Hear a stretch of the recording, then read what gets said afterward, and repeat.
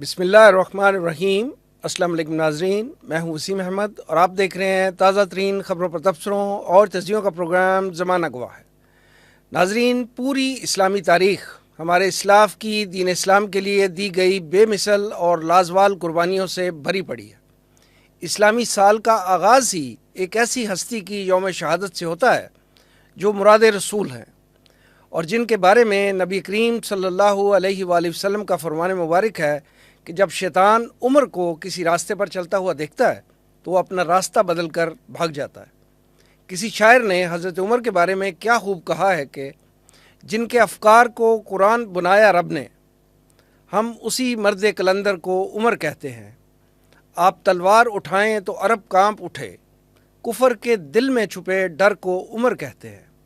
ناظرین، اسلامی سال کے آغاز میں ہی یعنی 10 محرم الحرام کو حضرت حسین اور ان کے اہل بیت سمیت 72 جانثاروں نے دین اسلام کی بقا اور سربلندی کے لیے اپنی جانوں کے نذرانے پیش کیے۔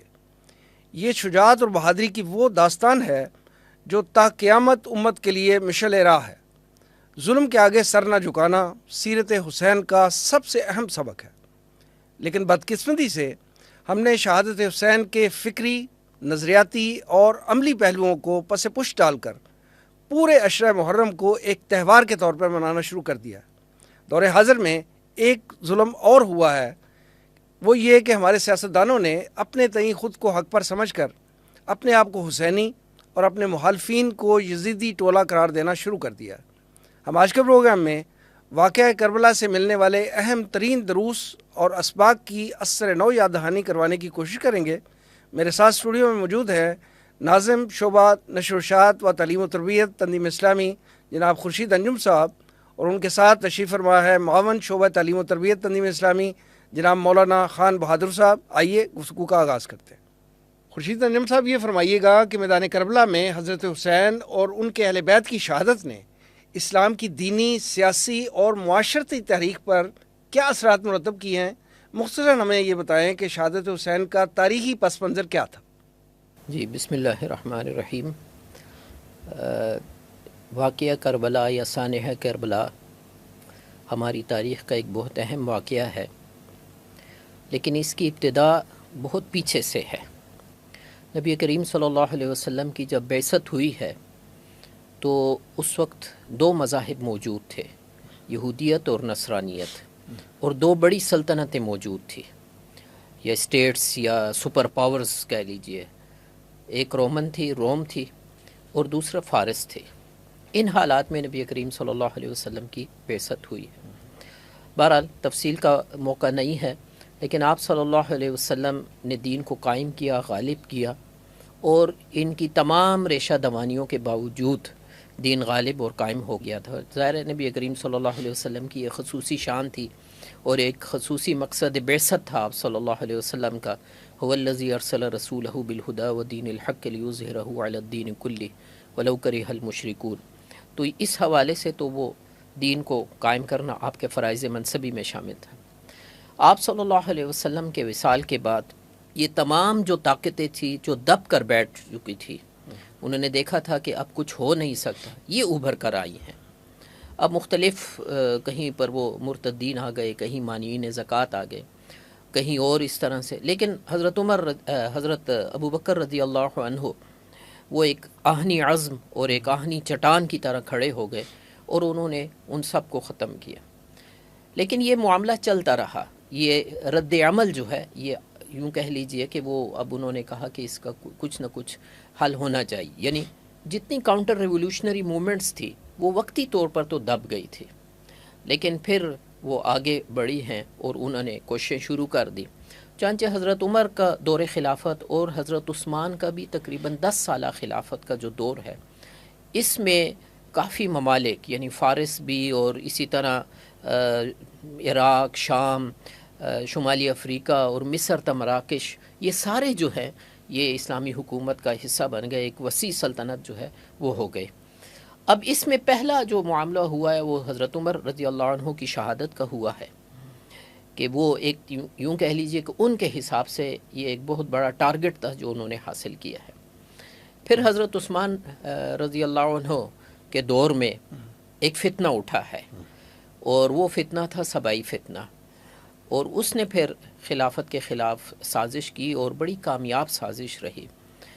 حضرت عثمان رضی اللہ عنہ نے بھی اپنی جان کے لیے مسلمانوں کے خون بہانے کو صحیح نہیں سمجھا اور اپنی جان دے دی، لیکن مسلمانوں کے اندر خون ریزی کا معاملہ جو ہے وہ انہوں نے نہیں ہونے دیا۔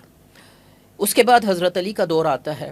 اب یہ دور بھی ایک طرح سے افراتفری کا دور رہا ہے، جنگ جمل ہوئی ہے، جنگ صفین ہوئی ہے، یہ معاملات ہوئے ہیں۔ حضرت عثمان کی شہادت ہوئی، حضرت علی کی شہادت یہ بھی وہ خارجیوں نے کی۔ انہوں نے تو اس موقع پر حضرت امیر معاویہ اور حضرت عمرو بن العاص ان کو بھی شہید کرنے کی کوشش کی، لیکن وہ مختلف وجوہات کی بنا پر وہ بچ گئے۔ اس کے بعد حضرت حسن ان کی خلافت کا معاملہ ہوا۔ ادھر دمشق میں حضرت امیر معاویہ وہ بھی فوجیں لے کر نکلے، ادھر سے حضرت حسن فوجیں لے کر نکلے، اور ایک جگہ پر آ کر مدائن کے پاس آ کر پھر ان کا آپس میں گفت و شنید ہوئی، اور اس کے نتیجے میں حضرت حسن دستبردار ہو گئے خلافت سے، اور حضرت معاویہ کو انہوں نے سونپ دی، وہ حوالے کر دی۔ اس کے بعد تقریباً 20 سال کا عرصہ انتہائی امن اور سکون کے ساتھ گزرا ہے۔ بالکل حضرت امیر معاویہ کے دور حکومت کے تقریباً اختتام کے قریب حضرت مغیرہ بن شعبہ ایک جلیل القدر صحابی ہیں، انہوں نے تجویز دی، اور تجویز کس بنیاد پر تھی؟ وہ جو دیکھ چکے تھے کہ مسلسل ایک خون ریزی کا معاملہ چل رہا ہے، خاص کر حضرت عثمان رضی اللہ عنہ کے شہادت کے وقت سے لے کر، تو ایسا نہ ہو کہ پھر آگے بڑھتا چلا جائے، اور جو وہاں عربوں کا ایک مخصوص مزاج تھا اس کے اندر انہوں نے تجویز دی کہ یزید کو جان نشین مقرر کر دیا جائے۔ حضرت امیر معاویہ نے ان کی تجویز کو قبول کر لیا اور اس کو آگے بڑھایا۔ حضرت امیر معاویہ نے جب یزید کی بیعت کے لیے تقاضا کیا تو ان حضرات نے، جن میں حضرت عبداللہ ابن عباس، حضرت عبداللہ ابن عمر، حضرت عبداللہ ابن زبیر اور حضرت عبد الرحمن ابن ابی بکر، انہوں نے اس کی بیعت کرنے سے انکار کر دیا۔ اسی دوران حضرت امیر معاویہ کا انتقال ہو گیا، اور اس کے بعد ان حضرات سے تقاضا کیا گیا کہ وہ بیعت کریں۔ ان حضرات نے بیعت کرنے سے انکار کیا، اگرچہ اکثریت نے بیعت کر لی تھی اس وقت۔ اس کے بعد حضرت حسین رضی اللہ عنہ مدینہ سے مکہ تشریف لے آئے، اور پھر اس کے بعد کوفیوں کی طرف سے ان کے پاس خطوط آئے، بوریوں کی بوریاں آئیں کہ آپ آئیں، یہاں تشریف لائیں، اور ہم جو ہے آپ کے ساتھ نکلنے کو تیار ہیں۔ حضرت حسین رضی اللہ عنہ نے جب دیکھا کہ یہ لوگ اس طرح سے تیار ہیں، اور انہوں نے پھر آگے چلنے کا ارادہ کیا۔ اس میں خاص طور پر حضرت عبداللہ ابن عباس وہ تو ساتھ آتے رہے، ایک اعتبار سے وہ چچا لگتے ہیں کیونکہ وہ حضرت علی کے چچا زاد بھائی ہیں، اور دوسرے اعتبار سے وہ نانا لگتے ہیں کیونکہ وہ حضور صلی اللہ علیہ وسلم کے بھی چچا زاد بھائی ہیں۔ تو وہ ساتھ آتے رہے، اور وہ سواری کے ساتھ، اور وہ کہتے رہے کہ آپ نہ جائیے، یہ کوفی جو ہیں یہ صحیح نہیں ہے، اور یہاں تک انہوں نے کہا کہ اگر آپ جا بھی رہے ہیں تو کم از کم خواتین اور بچوں کو ساتھ لے کر نہ جائیے۔ اس سے پہلے حضرت حسین رضی اللہ تعالیٰ عنہ نے اپنے ایک ایلچی کے طور پہ مسلم بن عقیل ان کو بھی روانہ کر دیا تھا انہوں نے اس سے پہلے۔ پھر وہ اسی طرح حضرت عبداللہ ابن زبیر نے بھی کہا کہ آپ کوفہ نہ جائیے، جو کرنا ہے مکے میں رہ کر کیجیے، یہ ہمارا بیس کیمپ ہے ایک طرح سے۔ لیکن حضرت حسین روانہ ہوئے، راستے میں آپ کو پتہ چلا کہ مسلم بن عقیل کو شہید کر دیا گیا ہے۔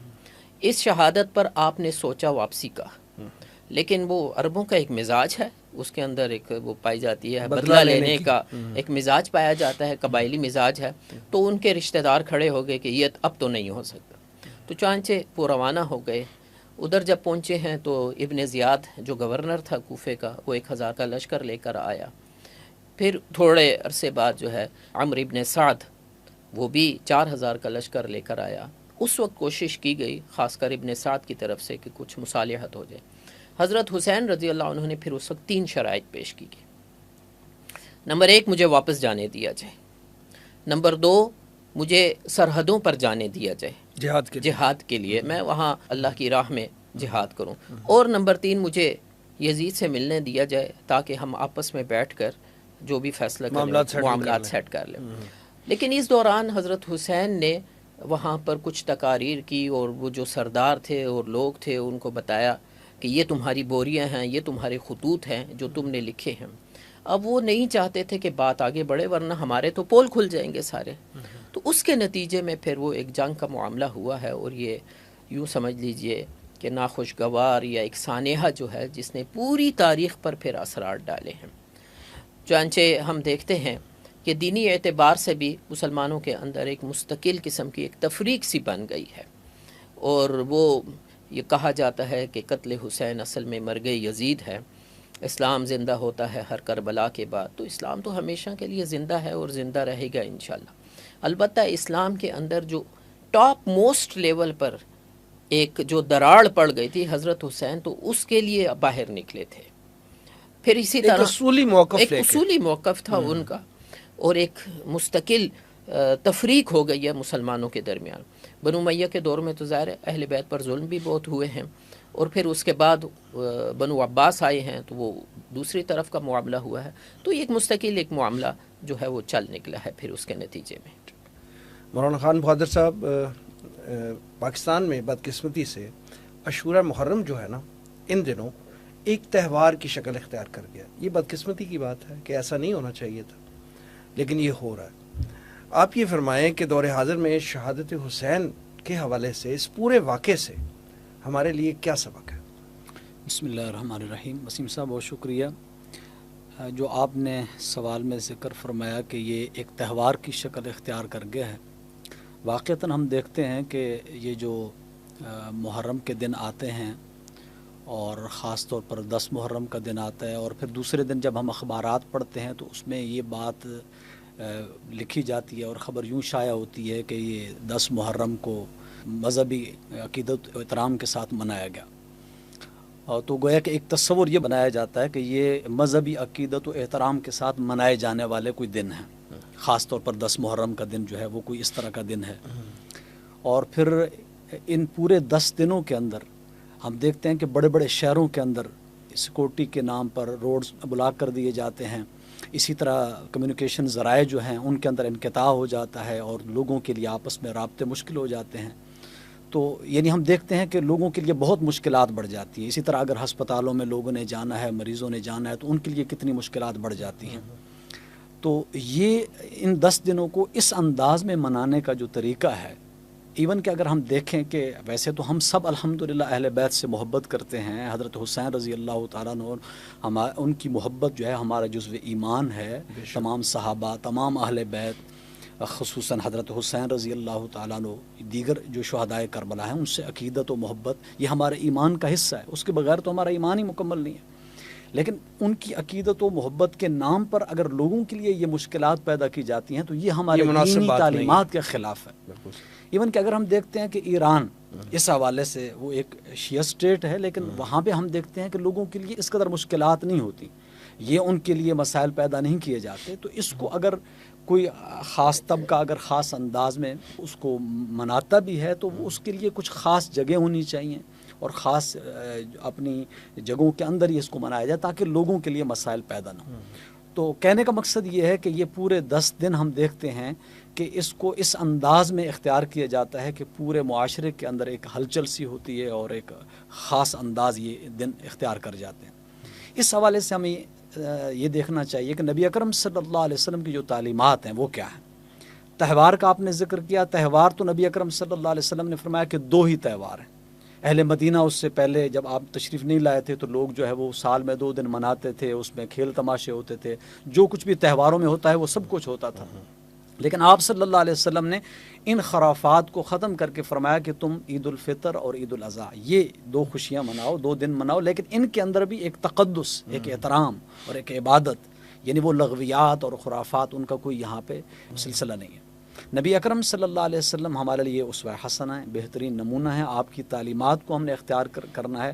ہم دیکھتے ہیں کہ نبی اکرم صلی اللہ علیہ وسلم نے یہ جو 10 محرم کا دن ہے اس کے بارے میں، یعنی یہ شہدائے کربلا کا جو واقعہ ہے یہ تو بہت بعد میں پیش آیا، یعنی یہ تو خلافت راشدہ کے بعد جو ہے یہ واقعہ پیش آیا۔ اس سے بہت پہلے نبی اکرم صلی اللہ علیہ وسلم 10 محرم کو روزہ رکھا کرتے تھے، اور جب یہ یہود تھے یہ بھی 10 محرم کا روزہ رکھتے تھے، ان سے پوچھا گیا کہ یہ 10 محرم کا روزہ تم کیوں رکھتے ہو؟ تو انہوں نے کہا کہ ہمیں فرعون سے اس دن نجات ملی تھی، اس لیے ہم 10 محرم کا روزہ رکھتے ہیں۔ تو آپ صلی اللہ علیہ وسلم نے فرمایا ہم تو اس کے زیادہ مستحق ہیں۔ تو آپ صلی اللہ علیہ وسلم نے روزہ رکھا، صحابہ کو اس کی ترغیب دی، اور جب آپ صلی اللہ علیہ وسلم کی زندگی کا آخری سال تھا، آخری جو محرم آیا، اس میں کسی صحابی نے عرض کیا یا رسول اللہ صلی اللہ علیہ وسلم یہ تو یہود بھی روزہ رکھتے ہیں، ہم بھی روزہ رکھتے ہیں، تو ان سے مشابہت ہوتی ہے۔ تو نبی اکرم صلی اللہ علیہ وسلم نے فرمایا لَأَصُومَنَّ التَّاسِعَ، اگر میں آئندہ سال زندہ رہا تو میں نامی کا روزہ بھی ضرور رکھوں گا۔ تو اس لیے اس حدیث کی شرح میں محدثین کہتے ہیں کہ نامی کا بھی 7 روزہ رکھنا چاہیے، یعنی 9 محرم 9 محرم کا یا 10 محرم کا۔ تو اس حوالے سے تو ان دنوں کی فضیلت ہے، اس کا تعلق شہدائے کربلا کے ساتھ نہیں ہے، بلکہ وہ پہلے سے چلا آ رہا ہے، اور نبی اکرم صلی اللہ علیہ وسلم کی سنت و سیرت سے ہمیں یہ تعلیمات ملتی ہیں۔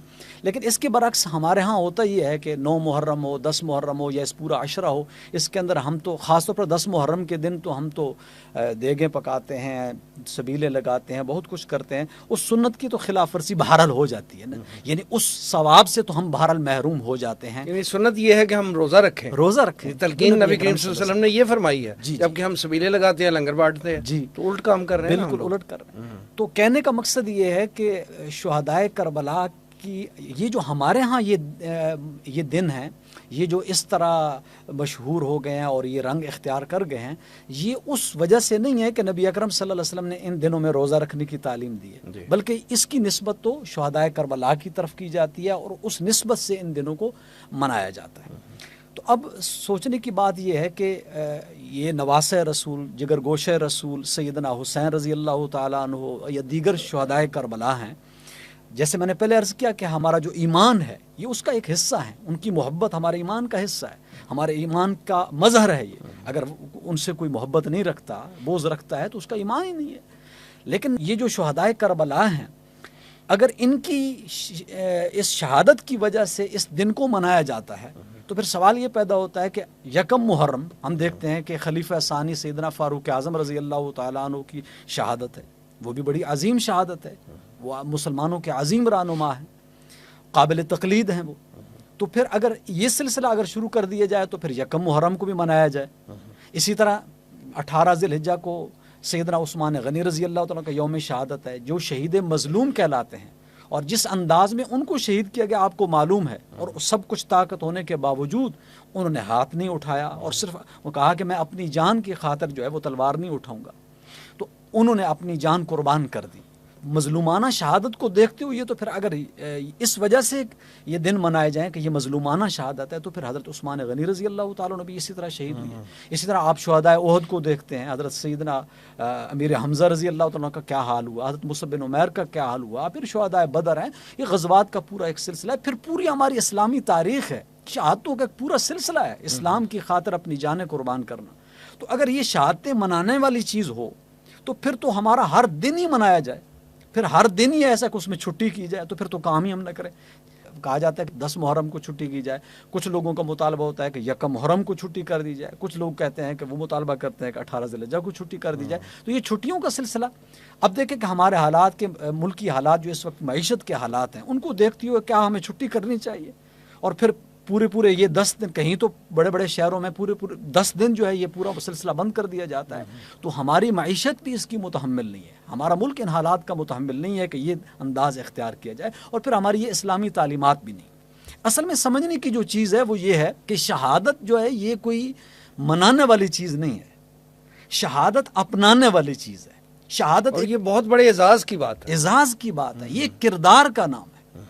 دیکھیں کہ قرآن کا فلسفہ شہادت کیا ہے، یعنی یہ شہید کا جو لفظ ہے حدیث میں تو اس معنی میں بھی کثرت کے ساتھ آیا ہے کہ کوئی اللہ کی راہ میں قتل کر دیا جائے تو اس کے لیے شہید کا لفظ آتا ہے۔ لیکن قرآن مجید میں اگر ہم مطالعہ کرتے ہیں تو صرف سورہ آل عمران کا ایک حصہ ہے وَلِيَعْلَمَ اللَّهُ الَّذِينَ آمَنُوا وَيَتَّخِذَ مِنكُمْ شُهَدَاءَ، جہاں پہ اس معنی کے اندر اس کو لیا جا سکتا ہے، یہ اپنی جان اللہ کی راہ میں قربان کرنا۔ اس کے علاوہ قرآن مجید میں جہاں بھی آپ پڑھتے ہیں یہ شہید کا لفظ ہے یا شہداء کا لفظ ہے، یہ تو دوسرے معنی میں آتا ہے، یہ تو گواہی کے معنی میں آتا ہے۔ وَكَذَلِكَ جَعَلْنَاكُمْ أُمَّةً وَسَطًا لِتَكُونُوا شُهَدَاءَ عَلَى النَّاسِ وَيَكُونَ الرَّسُولُ عَلَيْكُمْ شَهِيدًا، تمہیں ایک بہترین ایک معتدل امت بنایا، امت وسط بنایا۔ تمہارا کام کیا ہے؟ لوگوں کے خلاف گواہی قائم کرنا، اور رسول پاک صلی اللہ علیہ وسلم تمہارے اوپر گواہ ہیں، تو وہ شہید ہیں، تم شہداء ہو. اور اس لیے ہمیں پھر خطاب کیا گیا ہے سورۃ النساء میں بھی، سورۃ المائدہ میں بھی، یا ایھا الذین آمنوا کونوا قوامین بالقسط شہداء للہ، اے ایمان والو انصاف کے علمبردار بن کر کھڑے ہو جاؤ اور اللہ کے گواہ بن کر کھڑے ہو جاؤ. تو گویا کہ یہ تو ایک اپنے سب سے پہلے قول سے گواہی، حق کی گواہی. ہم کہتے ہیں نا میں گواہی دیتا ہوں اشہد ان لا الہ الا اللہ، تو یہ شہادت کیا ہے؟ یعنی اپنی زبان سے گواہی، پھر اپنے عمل سے گواہی، پھر پورا ہمارا زندگی کا جو کردار ہے وہ یہ ثابت کرے کہ ہم حق کے علمبردار ہیں. جو دعویٰ ہم کرتے ہیں اللہ کے وحدہ لا شریک ہونے کا اور محمد رسول اللہ صلی اللہ علیہ وسلم کی ان کی رسالت کا، تو اس کلمے کو ہم اپنی زندگی میں لائیں، وہ کردار ادا کریں جو حضور صلی اللہ علیہ وسلم نے کردار ادا کیا، جو صحابہ نے کردار ادا کیا، جو شہدائے کربلا نے ادا کیا، جو نواس رسول جگر گوشہ رسول سیدنا حسین رضی اللہ عنہ نے جو کردار ادا کیا، اس کردار کو ادا کیا جائے. اور اس کردار کو ادا کرتے کرتے اگر ہم اپنی جان اللہ کی راہ میں قربان کر دیتے ہیں تو یہ شہادت کا وہ عظیم مقام ہے جس کی تمنا خود رسول اللہ صلی اللہ علیہ وسلم کیا کرتے تھے. اور ایسی لوگوں کے بارے میں فرمایا وَلَا تَقُولُوا لِمَنْ يُقْتَلُ فِي سَبِيلِ اللَّهِ أَمْوَاتٌ بَلْ أَحْيَاءٌ وَلَٰكِن لَّا تَشْعُرُونَ. جو اللہ کی راہ میں قتل کر دیے جائیں، شہید کر دیے جائیں، انہیں مردہ نہ کہو بلکہ وہ زندہ ہیں اور تم ان کی زندگی کا شعور نہیں رکھتے. تو یہ اصل میں سمجھنے کی چیز ہے کہ یہ تو آپ نے آخر میں پوچھا کہ اس میں ہمارے لیے سبق کیا ہے. پورا یہ شہدائے کربلا حضرت سیدنا حسین رضی اللہ تعالیٰ کی جو زندگی ہے، ان کی زندگی سے، ان کی شہادت سے ہمیں کیا سبق ملتا ہے؟ اس میں ہمارے لیے سبق یہ ہے کہ دیکھیں ہمیں بھی حق کی خاطر باطل کے خلاف مقدور بھر تیاری کر کے اللہ پہ توکل کر کے میدان عمل میں اترنا چاہیے. اپنی راحت، اپنا آرام، اپنی آسائشیں سب کو تج کر کے اللہ کی خاطر اپنی جان و مال کی قربانیاں پیش کرنی چاہیے. یہ اصل میں وہ کردار ہے، اور اس سے ہمیں یہ سبق ملتا ہے کہ ہم نے یہ کردار اختیار کرنا ہے. اگر یہ کردار ہم ادا نہیں کرتے تو ہم ان کا نام لے کر جتنا مرضی ہم رو لیں، جو کچھ مرضی کر لیں، یہ ان کی محبت کا حق ادا نہیں ہو سکتا. ان کی محبت کا حق یہ ہے کہ ہم ان جیسا کردار ادا کریں. یہی ہم سے تقاضا ہے ہمارے دین کا. خورشید انجم صاحب، دیکھنے میں یہ آیا ہے کہ پورے محرم الحرام میں حضرت حسین رضی اللہ تعالیٰ عنہ کا بہت زیادہ ذکر سننے میں ملتا ہے، بہت زیادہ مجالس منعقد کی جاتی ہیں، کانفرنسز ہوتی ہیں، کالم لکھے جاتے ہیں، ایون کہ لاکھوں لوگ ان کے روضہ کی زیارت کے لیے سفر کرتے ہیں اور اپنی جان جو ہے وہ مشقت میں ڈالتے ہیں، پیسہ خرچ کرتے ہیں، زیارات کے لیے جاتے ہیں. لیکن کیا وجہ ہے کہ حضرت حسن رضی اللہ تعالیٰ عنہ کی خدمات، دینی خدمات اور ان کی قربانیوں کا ذکر جو ہے وہ نہ ہونے کے برابر ہوتا ہے؟ مطلب بہت کم لیول پہ جو ہے ان کا ذکر کہیں پہ سننے میں ملتا ہے. تو اس موقع پہ جب ہم بیٹھے ہیں، بات کر رہے ہیں، حضرت حسین کی شہادت، اس پورے واقعہ کربلا کا جو سبق ہے وہ یاد کرنے کی کوشش کر رہے ہیں اور جو ان کے اصل مقاصد تھے ان پہ روشنی ڈال رہے ہیں، تو کیوں نہ ہم حضرت حسن کی زندگی، ان کی خدمات، ان کی قربانیوں پہ بھی روشنی ڈالیں. جی، یہ بات بالکل آپ کا تاثر ٹھیک ہے کہ حضرت حسن کا ذکر بہت ہی کم ہوتا ہے، یا کہہ لیجئے نہ ہونے کے برابر ہوتا ہے. حالانکہ حضرت حسن وہ شخصیت ہیں جن کے بارے میں نبی کریم صلی اللہ علیہ وسلم کی یہ پیشن گوئی ہے کہ میرا یہ بیٹا امت کے دو گروہ میں صلح کرائے گا. حدیث مبارکہ ہے، مطلب پیشن گوئی اسے کہہ لیجئے، حضور نے فرمایا. اور جب یہ معاملات بڑے ہیں تو وہ انہوں نے دستبرداری اختیار کر لی اور ساتھ میں کہا کہ اگر خلافت امیر معاویہ کا حق تھا تو اس کو مل گئی، اور اگر میرا حق تھا تو میں اسے دستبردار ہوتا ہوں، اور انہوں نے اس کو چھوڑ دیا. اور اس سے بہتر صلح جوئی کی کیا بات ہو سکتی ہے؟ جو بھی یعنی حضرت امیر معاویہ نے ان کو بلینک پیپر بھیج دیا، نیچے دستخط کر کے مہر لگا کر بلینک پیپر بھیج دیا کہ آپ جو شرائط لکھنا چاہیں مجھے قبول ہے. اور انہوں نے پھر شرائط لکھی ہیں اور اس کو انہوں نے مانا ہے پوری طرح. اور اس کا نتیجہ کیا نکلا؟ اس کا نتیجہ یہ نکلا کہ وہ جو تھمتا نہ تھا کسی سے سیل رواں ہمارا، وہ معاملہ پھر شروع ہو گیا. آپس کی خانہ جنگی بند ہو گئی اور تقریباً 20 سال کا عرصہ ہے مکمل امن و امان رہا. حضرت حسن بھی، حضرت حسین بھی، وہ ظاہر دونوں بھائی تھے، حضرت حسن بڑے تھے. تو اس حوالے سے اب جو دوسرا معاملہ ہوا ہے یزید کی بیعت کے حوالے سے، اس وقت حضرت حسن فوت ہو چکے تھے اور اب حضرت حسین ہی تھے. تو بہرحال وہ تو میں نے کوئی تھوڑی سی اب سرسری سی ڈیٹیل آ گئی ہے ساری اس کی سارے واقعے پر ڈالی ہے، لیکن یہ ہے کہ حضرت حسین کی قربانیوں کا اور سارا، لیکن اس چیز کا ذکر نہیں کیا جاتا۔ اصل میں ہم ہر چیز کو کیش کرنے کے چکر میں ہوتے ہیں۔ حضرت حسین کی شہادت کو بھی ہمارے کچھ لوگ کیش کر رہے ہیں، اور ان کی خدمات یا ان کی شہادت جو ہے، اور اس کے ساتھ بہرحال بڑے ہی ڈرامائی انداز میں چیزوں کو شامل کر لیا جاتا ہے۔ اب آپ کو معلوم ہے ہمارے ہاں جو ذاکرین ہیں وہی زیادہ ان چیزوں کو ابھارتے ہیں اور قسم قسم کے مسالے بیچ میں ڈالتے ہیں، اور کچھ سچی اور زیادہ تر جھوٹی باتیں جو ہیں وہ بیان کرتے ہیں۔ جو ایک ذاکر جو ہے وہ 25 30 لاکھ جو ہے 35 لاکھ وہ ایک مجلس کا لیتا ہے، تو آپ یہ 10 دن کا حساب لگا لیں، اور پھر ان کا چہلم کا معاملہ بھی ہے، تو یہ تو ٹھیک ٹھاک آمدنی کا ذریعہ ہے۔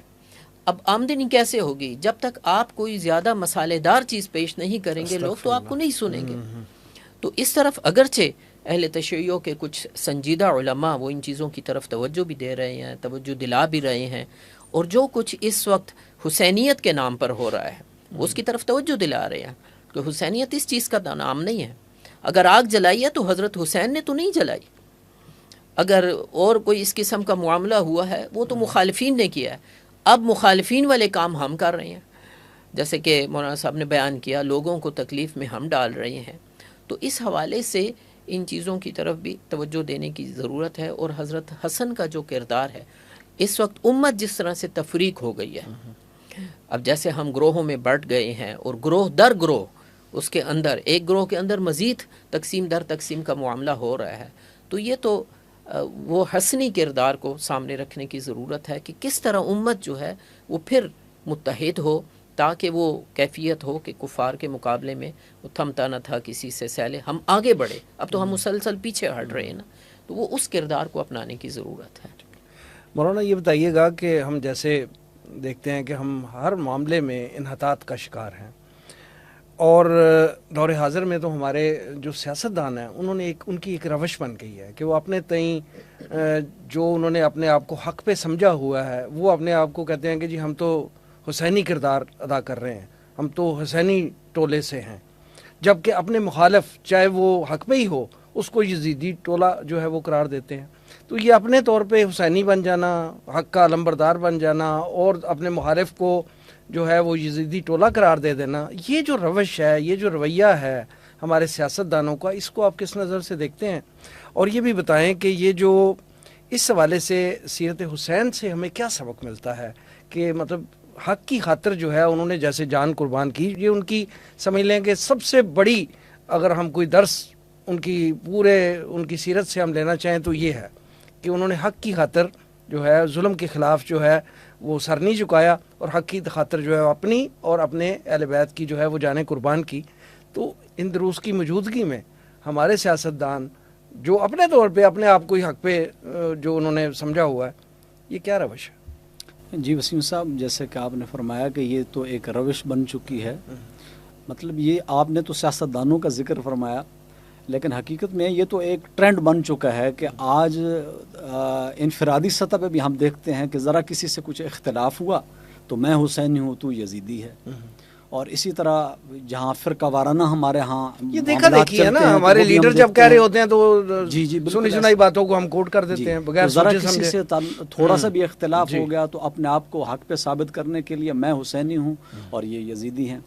اسی طرح کا معاملہ ہم اپنے ان سیکولر اور لبرل پارٹیوں میں بھی دیکھتے ہیں کہ خاص طور پر جب ہم دیکھتے ہیں کہ یہ الیکشن کی کمپین چلتی ہے تو اس میں اپنے مخالفین کو بدنام کرنے کے لیے، ان کو نیچا دکھانے کے لیے پھر یہ کہا جاتا ہے کہ ہم حسینی ہیں اور یہ سارا یزیدی ٹولہ ہے۔ تو اصل میں جو سمجھنے کی بات یہ ہے کہ وہ یہ ہے کہ سب سے پہلے تو ہمیں دیکھنا چاہیے کہ حق ہے کیا ہے۔ حق تو ہمارے سامنے اللہ سبحانہ و تعالیٰ نے جو ہمیں دیا ہے وہ قرآن کی صورت میں دیا ہے، محمد رسول اللہ صلی اللہ علیہ وسلم نے اپنی حدیث، اپنی سنت و سیرت کی صورت میں دی ہے۔ تو ہمیں دیکھنا چاہیے کہ کیا واقعی ہم قرآن و سنت کے مطابق چل رہے ہیں، کیا ہمارا معاملات، ہماری سیاست، ہماری معیشت ہمارا پورا نظام وہ سارا قرآن و سنت کے عملی زندگی میں دیکھیں تو ان کا کوئی دور پار کا بھی واسطہ نہیں ہے، کوئی تعلق نہیں ہے، کوئی واسطہ نہیں ہے. تو یہ صرف کہنے سے کہ ہم حسینی ہیں اور وہ یزیدی ہیں، اور خاص طور پر یہ تو آپ دیکھتے ہیں کہ جب کوئی بھی پارٹی کسی خاص پارٹی ہم کسی کا نام نہیں لیتے، کوئی بھی وہ اپوزیشن میں ہوتے ہیں تو وہ کہتے ہیں کہ جو ہے ہم حسینی ہیں اور یہ یزیدی ہیں. لیکن اگر اسی پارٹی کو اقتدار مل جاتا ہے تو اقتدار میں آ کر جو کردار پھر وہ ادا کرتے ہیں وہ ان سے کوئی کم نہیں ہوتا. اسی طرح کا کردار ان کا بھی ہوتا ہے، ظالمانہ ہوتا ہے، عوام کا استحصال کیا جاتا ہے. یہ سب کچھ ہم آزماتے چلے آ رہے ہیں. آج 76 سال سے پاکستان میں جو کچھ ہو رہا ہے ہم دیکھ رہے ہیں کہ ہر آنے والا پہلے سے بڑھ کر ظالم ہوتا ہے، اور ہر آنے والا پہلے سے بڑھ کر عوام کو پیستا ہے. اس وقت جو ملک کی حالت بنی ہوئی ہے وہ یہی ہے. تو اپنے آپ کو یہ کہنا کہ ہم حق کے علمبردار ہیں، ہم حسینی ہیں، میں سمجھتا ہوں کہ یہ کردار ادا کرتے ہوئے جو خاص طور پر ہماری سیکولر اور لبرل پارٹیاں ادا کرتی ہیں، اور آج تک جو انہوں نے عوام کا استحصال کیا ہے اور یہ ظالمانہ دجالی نظام انہوں نے قائم کر رکھا ہے، اس نظام کے ہوتے ہوئے اور اس کو پروموٹ کرتے ہوئے اور اس کی پروٹیکشن کرتے ہوئے ان کا یہ کہنا کہ ہم حسینی ہیں اور اپنی نسبت حضرت حسین رضی اللہ تعالیٰ کی طرف کرنا، میں سمجھتا ہوں اس مقدس ہستی کی اور اس مقدس نام کی یہ توہین ہے، یہ گستاخی ہے اس نام کی. اس لیے کہ وہ حسین اور حسینیت یہ تو ایک سمبل ہے، ایک کردار کا نام ہے. اور وہ کردار کیا ہے کہ تم نہتے بھی ہو تو تم جو ہے باطل کے سامنے ڈٹ کر کھڑے ہو جاؤ، باطل کے سامنے سر نہ جھکاؤ. جبکہ ہمارا معاملہ کیا ہے، ہم پورے کے پورے باطل کے سامنے سجدہ ریز ہیں. ہماری ہر پارٹی جو ہے وہ طاغوتی قوتوں کو راضی کرنے کے لیے اپنے عوام کا کہیں نہ کہیں سے NOC لے کے چل رہی ہوتی ہے. جی بالکل. تو کیسے یہ انہیں زیب دیتا ہے کہ اپنی نسبت اس مقدس ہستی کی طرف کریں. تو اگر واقعتاً ہم حسینی بننا چاہتے ہیں تو ہمیں حسینی کردار ادا کرتے ہوئے باطل کے مقابلے میں ڈٹنا چاہیے. آج دیکھتے ہیں جو فلسطین کے اندر جو کچھ ہو رہا ہے، ہمارا پلڑا کدھر ہے؟ ہمارا سارا جو زور ہے، ہماری معاونت ہے، وہ کن کے ساتھ ہے؟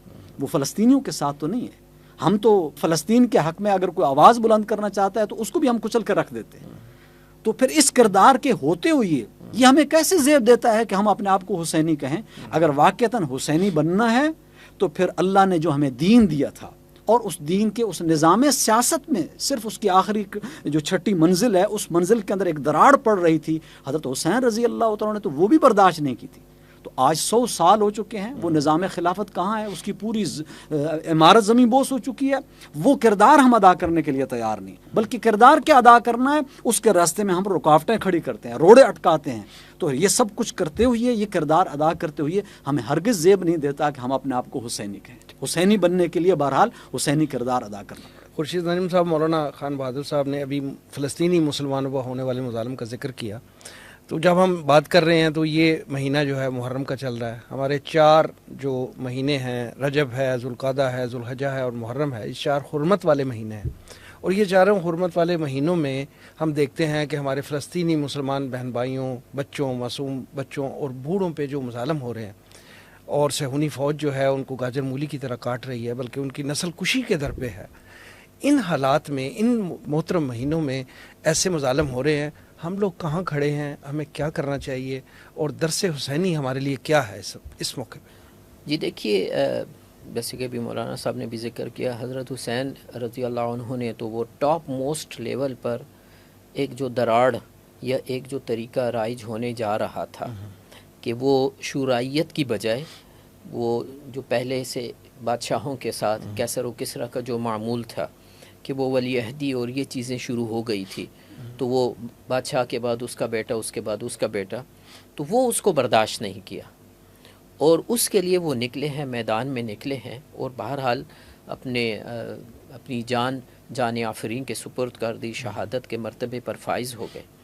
تو وہ میں کہہ رہا ہوں کہ صرف ایک چیز تھی، اور وہ بھی ٹاپ موسٹ، جسے مولانا صاحب نے 6ٹی منزل سے تعبیر کیا ہے. شاہ اسماعیل شہید نے یہ منازل کا جو ذکر کیا ہے 6ٹی منزل میں. لیکن آج وہ دین جو بڑی شان سے نکلا تھا وطن سے پردیس میں، آج غریب الغربا ہے. آج جو ہے وہ دین ہمارے پاس کہاں ہے؟ سوائے مسجد کی حد تک ہمارا دین رہ گیا ہے. اور الکفر ملت واحدہ، کفر پوری طرح جو ہے وہ مسلح ہو کر اور متحد ہو کر ہمارے مقابلے پر کھڑا ہے. آپ دیکھ لیجئے، فلسطین کے مقابلے میں اسرائیل اکیلا نہیں ہے، اسرائیل کی تو کوئی حیثیت ہی نہیں ہے. تمام تر اسلحہ کے باوجود اس کی کوئی حیثیت نہیں ہے، کیونکہ قرآن کہتا ہے کہ یہ انتہائی بزدل قوم ہے. لا یقاتلونکم جمیعا الا فی قری محصنۃ او من وراء جدر. یہ تمہارے ساتھ مقابلہ نہیں کر سکیں گے، لڑائی نہیں کر سکے، سوائے اس کے کہ اپنی جو ان کے قلعے ہیں، گڑیاں ہیں، ان کے اندر محصور ہو کر یا دیواروں کے پیچھے سے، جیسے عورتوں کا معمول ہوتا ہے. یہ تو پورا عالم کفر جو ہے اس کی پشت پر کھڑا ہے، پورا ویسٹ اس کی پشت پر کھڑا ہے. چلیں ویسٹ تو کھڑا ہی ہے، لیکن رونا تو اپنے مسلمانوں کا ہے. ہمارے حکمران جو ہیں، ہمارے حکمران ان کا ساتھ دے رہے ہیں، یا تو وہ خاموش ہیں اور بالکل کوئی بات ہی نہیں کر رہے، مذمت تک نہیں کر رہے. اسماعیل ہنیہ نے کہا تھا پاکستان کے بارے میں، ایک ایٹمی طاقت ہے، ہماری ایک حیثیت ہے، اور کہا تھا کہ خالی دھمکی بھی دے دے یہ بھی کافی ہے، لیکن ہم کچھ کہنے کو ہی تیار نہیں ہیں.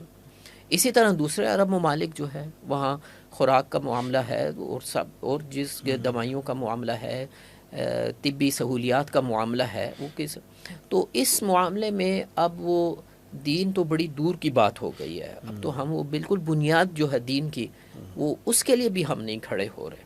حضرت حسین رضی اللہ عنہ کا جو درس ہے، حسینیت کا جو درس ہے، وہ تو یہ ہے کہ باطل کے مقابلے میں میدان میں آیا جائے. لیکن جیسے میں نے کہا کہ اس وقت وہ نسل کشی ہو رہی ہے، لیکن اس کے لیے ہم تیار نہیں ہیں، اور اس کے مقابلے میں آنے ہم نے ایک طرح سے بے یار و مددگار چھوڑ دیا ہے فلسطینیوں کو کہ جو وہ جی چاہے کر لے. اور اس نے بھی طے کر لیا ہے کہ، اور یہ صرف یہاں تک نہیں ہے، یہ تو معاملہ آگے بڑھے گا. وہ گریٹر اسرائیل کا جو نقشہ ہے انہوں نے پورا کرنا ہے، اور جتنی یہ قریب کی ریاستیں ہیں جو اس وقت جو ہے وہ اسرائیل کا ساتھ دے رہی ہیں، ان سب نے اسرائیل کا جو منصوبہ ہے ان سب نے اس میں آنا ہے. اسی طرح پاکستان کے معاملے میں بن گوریان کا یہ کہنا تھا کہ ہمیں اصل خطرہ جو ہے وہ پاکستان سے ہے. پاکستان جو ہے، عرب تو ڈیڈ ہے، ان کا کوئی ایشو نہیں ہے. پاکستان جو ہے، اور اس وقت تک ہم ابھی ایٹمی طاقت، یہ 67 کی بات ہے، ہم ابھی ایٹمی طاقت نہیں بنے تھے. اس وقت اس نے خبردار کر دیا تھا. کیوں؟ کہ ایک فکر کی بنیاد پر پاکستان جو ہے، ایک نظریے کی بنیاد پر پاکستان وجود میں آیا تھا. اور وہ کیا تھا؟ پاکستان کا مطلب کیا؟ لا الہ الا اللہ. یہ صرف نعرہ نہیں تھا. وہ بشر پاکستان، علامہ اقبال کے اقوال دیکھ لیجئے، قائد اعظم کے اقوال دیکھ لیجئے، وہ یہی تھا کہ ہم نے اس کو ایک مثالی اسلامی اسٹیٹ بنانا ہے. اور دور ملوکیت، وہ بنو امیہ، بنو عباس، اور اس کے بعد وہ اس دور کے اندر اسلام کے چہرے پر جو بدنما داغ پڑ گئے ہیں ان کو صاف کر کے اسلام کا روشن چہرہ کون سا تھا؟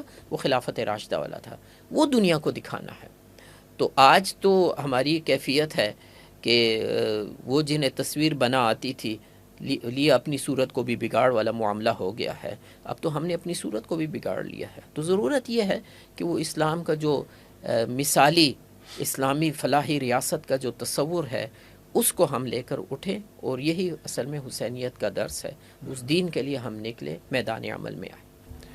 مولانا، آج کی گفتگو کو سمرائز کرتے ہوئے یہ فرمائیں کہ سیرت حضرت حسن اور حضرت حسین رضی اللہ تعالیٰ عنہ کی زندگی کے وہ کون سے دروس اور اسباق ہیں جو بحیثیت قوم ہم بلا بیٹھے ہیں، اور جن کی اثر نو یاد دہانی کی ہمیں ضرورت ہے؟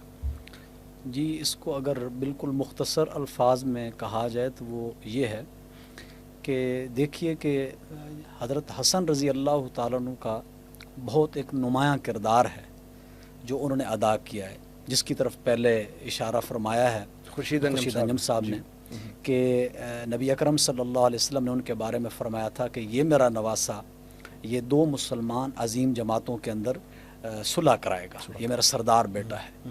تو اگر اس وقت ہم امت کا حال دیکھیں تو وہ ٹکڑیوں میں بٹی ہوئی ہے، تقسیم در تقسیم ہے.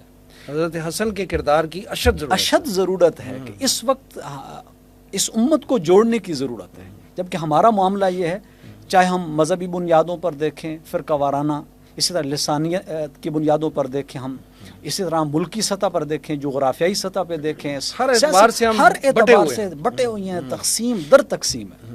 تو اس وقت جو اصل میں کردار ادا کرنے کی ضرورت ہے وہ یہ ہے کہ اس امت کو جوڑا جائے. ان کے اندر جو فرقہ وارانہ جتنی بھی جن حیثیتوں سے بھی یہ فرقہ واریتیں ہیں ان کو ختم کیا جائے.